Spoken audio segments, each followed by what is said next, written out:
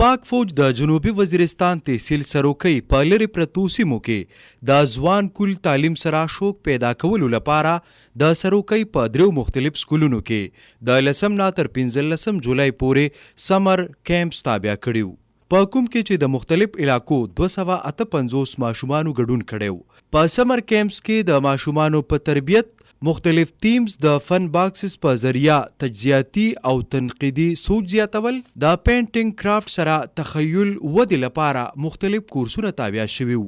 मेरा नाम एमन बीबी है। मैं गरजाई गांव वजीरिस्तान की रहने वाली हूँ। मैं बहुत खुश हूँ कि पाक फ़ौज ने मेरे स्कूल में बच्चों के लिए भी समर कैंप लगाया है। आज के दौर में बच्चों की तालीम भी निहायत ज़रूरी है। मुझे पेंटिंग का शौक़ है और मुझे पेंटिंग करते हुए बड़ा अच्छा लग रहा है। मैं बहुत खुश हूँ कि इन गर्मियों की छुट्टी में पाक फ़ौज ने हमारे स्कूल में समा कैंप का इनेकाद किया। इस समा कैंप में हमने बहुत सी नई चीज़ें सीखी।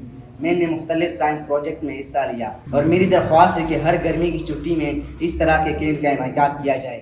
ولې د ماشومانو لپاره پکې د ګروپ سرګرمۍ هم را جوړ کړې شوې وي. خود اعتمادي، قائدانه صلاحیت، د ورورولۍ احساس، ای لرننګ او د صحت حوالې سره مختلف معلومات وړاندې کړی شول. ماشومانو ته د پاکستان تاریخ، تاریخي ځایونو او د قامي هیروز متعلق فلمونه هم وښودل شول. د سمر کیمپس مطلب په ځوانانو کې د خدمت جذبه را پیدا کول.